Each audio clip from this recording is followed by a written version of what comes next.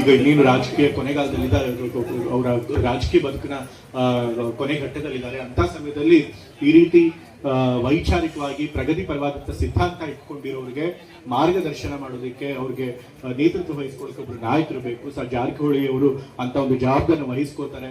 ಕಾಂಗ್ರೆಸ್ ಪಕ್ಷದ ಸಿದ್ಧಾಂತ ನಂಬಿಕೆ ಇಟ್ಕೊಂಡಿರುವಂಥ ಎಲ್ಲ ರಾಜಕಾರಣಿಗಳಿಗೆ, ಯುವ ನಾಯಕರಿಗೆ ಅವ್ರ ಮಾದರಿಯಾಗಿ ನಮ್ಮ ಮುನ್ನಡೆಸ್ತಾರೆ ಅನ್ನೋ ಒಂದು ನಂಬಿಕೆ ನನಗಿದೆ. ಸೊ ಹಾಗಾಗಿ ಈ ರೀತಿ ಒಂದು ತತ್ವಬದ್ಧತೆ ಇರುವಂತಹ ನಾಯಕರು ಸಿಗೋದು ಬಹಳ ಕಷ್ಟ. ಅಂತ ಕೆಲಸನ ಜಾರಕಿಹೊಳಿ ಮಾಡ್ತಿದ್ದಾರೆ. ಅಂತ ಕೆಲಸ ಇನ್ನೂ ಮುಂದುವರಿಸಲಿ ಅಂತ ಹೇಳಿ ನಾನು ಕೇಳ್ಕೊಳ್ತಾ, ಮತ್ತೆ ಇವತ್ತು ಒಳ್ಳೆ ಕಾರ್ಯಕ್ರಮ ಮಾಡಿ ನಮ್ಮನ್ನೆಲ್ಲ ಕರೆದು ಇವತ್ತು ನಿಮ್ಗಳ ಜೊತೆ ಭಾಗವಹಿಸೋಕೆ ಅವಕಾಶ ಮಾಡಿಕೊಟ್ಟಿದ್ದೀರಿ. ಹಾಗಾಗಿ ಸರ್ಕಾರ ಕೂಡ ಯಾವತ್ತೂ ಕೂಡ ಕನಕದಾಸ್ ಹೇಳಿದಂತಹ ಬಸವಾದಿ ಶರಣರು ಹೇಳ್ಕೊಟ್ಟಂತಹ, ಬುದ್ಧ ಹೇಳ್ಕೊಟ್ಟಂತಹ, ಅಂಬೇಡ್ಕರ್ ಹೇಳ್ಕೊಟ್ಟಂತಹ ಸಾಮಾಜಿಕ ನ್ಯಾಯ ಮತ್ತೆ ಸಮಾನತೆ ಇದರ ಆಧಾರದಡಿಯಲ್ಲಿ ನಾವು ಕೆಲಸ ಮಾಡ್ತಿರೋದು ಅಂತ ಹೇಳಿ, ಅದಕ್ಕೆ ಪೂರಕವಾಗಿನೇ ನಾವು ಯಾವತ್ತೂ ಕೂಡ ಯಾರು ಸಮಾಜದಲ್ಲಿ ನಿಶಕ್ತರಿರ್ತಾರೆ, ಯಾರು ಶೋಷಿತರಿರ್ತಾರೆ ಅಂತ ಕಾರ್ಯಕ್ರಮಗಳನ್ನ ಕೊಟ್ಕೊಂಡು ಬಂದಿದ್ದೀವಿ.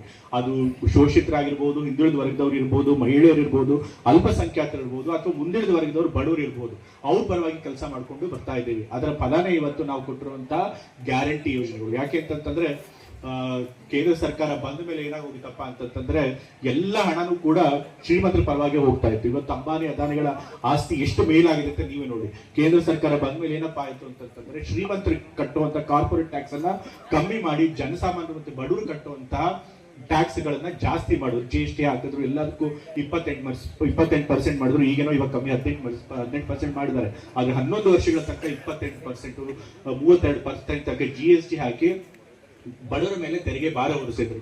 ಆದ್ರೆ ಈ ಹಣ ಇದೆಯಲ್ಲ, ಸರ್ಕಾರದ ಹಣ, ಅದು ಜನರ ಹಣ.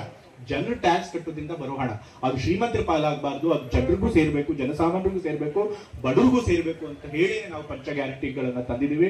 ಇವತ್ತು ಈ ಎಲ್ಲ ಗ್ಯಾರಂಟಿ ಸ್ಕೀಮ್ಗಳನ್ನ ತಂದ ಮೇಲೆ ಸಮಾಜದಲ್ಲಿ ಬಡವರು ನಿಟ್ಟಿಸಿ ಬಿಡುವಂಗಾಗಿದೆ. ಅದರೊಳಗೂ ಬಹಳಷ್ಟು ಮಹಿಳೆಯರಿದ್ದಾರೆ. ಇವತ್ತು ಮಹಿಳೆಯರನ್ನ ಕೇಂದ್ರೀಕೃತ ಮಾಡ್ಕೊಂಡು ಈ ಕಾರ್ಯಕ್ರಮಗಳನ್ನು ಕೊಟ್ಟಿದ್ವಿ. ಹಾಗಾಗಿ ಎಷ್ಟೊಂದು ಜನ ಮಹಿಳೆಯರು ಇವತ್ತು ಸಬಲರಾಗಕ್ಕೆ ಸಾಧ್ಯ ಆಗಿದೆ. ಇಂತಹ ಪಂಚ ಗ್ಯಾರಂಟಿ ಯೋಜನೆಗಳನ್ನ ನಮ್ಮ ಸರ್ಕಾರ ಕೊಟ್ಟಿದೆ.